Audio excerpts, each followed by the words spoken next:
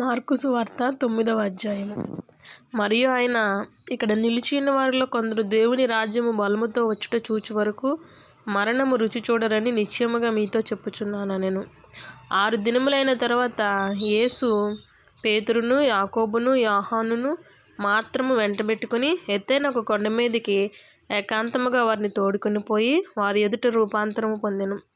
అంతలో ఆయన వస్త్రములు ప్రకాశమానమైనవియు మిగుల తెల్లనివియు ఆయను.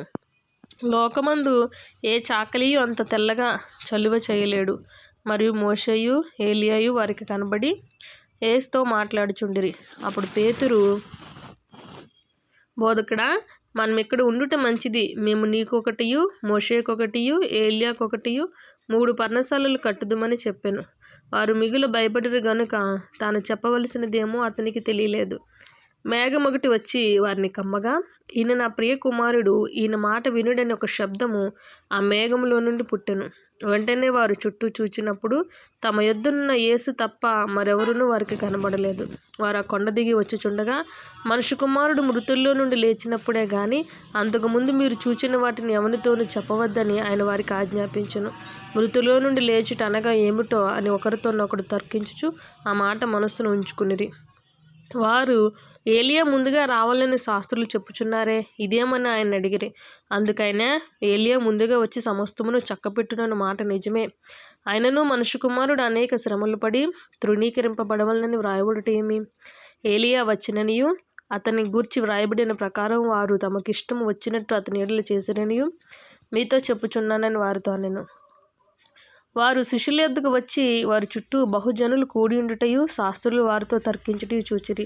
వెంటనే జనసమూహమంతయు ఆయనను చూచి మిగుల విభ్రాంతి నొంది ఆయన యొద్దకు పరిగెత్తుకుని వచ్చి ఆయనకు వందనము చేసిరి. అప్పుడాయన, మీరు దేని గూర్చి వారితో తర్కించుచున్నారని వారిని అడగగా, జనసమూహములలో ఒకడు, బోధకుడా, మోగ దెయ్యం పట్టిన నా కుమారుని నీ యొద్దకు తీసుకుని వచ్చి తిని, అది ఎక్కడ వానిని పట్టునో అక్కడ వానిని పడద్రోయును. అప్పుడు వాడు నురుగు కార్చుకుని పండ్లు కొరుక్కుని మూర్ఛిల్లును. దానిని వెళ్ళగొట్టుడని నీ శిష్యులను అడిగి తిని గాని అది వారి చేత కాలేదని ఆయనతో చెప్పెను.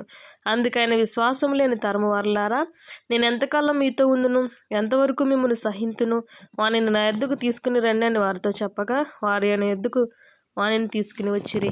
దెయ్యము ఆయనను చూడగానే వాణ్ణి విలవిల్లాడించెను గనుక వాడు నేలపడి నురుగు కార్చుకొనుచు పొర్లాడుచుండెను. అప్పుడాయన, ఇది వీనికి సంభవించి ఎంతకాలమైనదని వాని తండ్రిని అడుగగా, అతడు బాల్యం నుండియే అది వాని నాశనం చేయవలని తరచుగా అగ్నిలోను నీళ్లలోనూ పడద్రోయను. ఏమైనను నీ వలనైతే మా మీద కనికరపడి మాకు సహాయం చేయమనెను. అందుకు యేసు, నమ్ముట నీ వలనైతే నమ్మువానికి సమస్తమును సాధ్యమని అతనితో చెప్పాను. వెంటనే ఆ చిన్నవాని తండ్రి, నమ్ముచున్నాను, నాకు అపనమ్మకం ఉండకుండా సహాయం చేయమని బిగ్గరగా చెప్పాను. జనులు గుంపు కూడి తన యొద్దకు పరుగెత్తుకుని వచ్చుట యేసు చూచి, మోగవైన చెవిటి దయ్యమా, వానిని వదిలిపొమ్ము, ఇక వానిలో ప్రవేశింపవద్దని నీకు ఆజ్ఞాపించున్నానని చెప్పి ఆ అపవిత్రాత్మను గద్దించెను. అప్పుడు అది కేకవేసి వానిని ఎంతో విలవిల్లాడించి వదిలిపోయెను. అంతటా వాడు చచ్చిన వాని వలె ఉండెను గనుక అనేకులు వాడు చనిపోయిననిరి. అయితే యేసు వాని చెయ్యి పట్టి వాని లేవనెత్తగా వాడు నిలువబడెను. ఆయన ఇంటిలోనికి వెళ్ళిన తరువాత ఆయన శిష్యులు, మేమెందుకు ఆ దెయ్యము వెళ్ళగొట్టలేకపోతుమని ఏకాంతమున ఆయన్ని అడిగిరి. అందుకైన, ప్రార్థన వలనే గాని మరి దేని వలనైనను ఈ విధమైనది వదిలిపోవట అసాధ్యమని వారితో చెప్పెను. వారు అక్కడి నుండి బయలుదేరి గలిలయ గుండా వెళ్ళుచుండిరి. అది ఎవనికిని తెలియుట ఆయనకి ఇష్టము లేకపోయెను. ఏలయనగా ఆయన తన శిష్యులకు బోధించుచు, మనుష్య కుమారుడు మనుషుల చేతికి అప్పగింపబడుచున్నాడు, వారు ఆయనను చంపెదరు, చంపబడిన 3 దినములకు ఆయన లేచునని వారితో చెప్పెను. వారు ఆ మాట గ్రహింపలేదు గాని ఆయనను అడుగ భయపడిరి. అంతటా వారు కపెర్నహూమునకు వచ్చిరి. వారు ఎవడు గొప్పవాడని మార్గమున ఒకరితో ఒకడు వాదించిరి గనుక ఆయన ఇంట ఉన్నప్పుడు మార్గమున మీరు ఒకరితో ఒకరు దేనిని గూర్చి వాదించుచుంటిరని వారిని అడుగగా వారు ఊరకుండిరి. అప్పుడు ఆయన కూర్చుండి 12 మందిని పిలిచి, ఎవడైనా మొదటివాడై ఉండగోరిన యెడల వాడందరిలో కడపటివాడును అందరికీ పరిచారకుడనే ఉండవలెనని చెప్పి ఒక చిన్న బిడ్డను తీసుకుని మధ్యను నిలువబెట్టి వానిని ఎత్తి కౌగిలించుకుని, ఇట్టి చిన్న బిడ్డల్లో ఒకని నా పేరట చేర్చుకునివాడు నన్ను చేర్చుకొనును, నన్ను చేర్చుకునివాడు నన్ను గాక నన్ను పంపిన వానిని చేర్చుకొనునని వారితో చెప్పాను. అంతటి ఆహాను, బోధకుడా, ఒకడు నీ పేరిట దెయ్యములను వెళ్ళగొట్టుట చూచితిమి, వాడు మనలను వెంబడించువాడు కాడు గనుక వానిని ఆటంకపరిచితిమని చెప్పాను. అందుకు యేసు వానిని ఆటంకపరచుకుడి, నా పేరిట అద్భుతములు చేసి నన్ను చులకనగా నిందింపగలవాడెవడునూ లేడు. మనకు విరోధి కానివాడు మన పక్షముగా ఉన్నవాడే.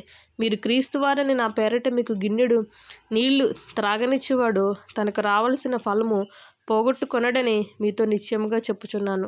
నా యందు విశ్వాసముంచు ఈ చిన్నవారిలోనొకని అభ్యంతరపరచువాడెవడో వాడు మెడకు పెద్ద తిరుగటిరాయి కట్టబడి సముద్రంలో పడవేయబడుట వానికి మేలు.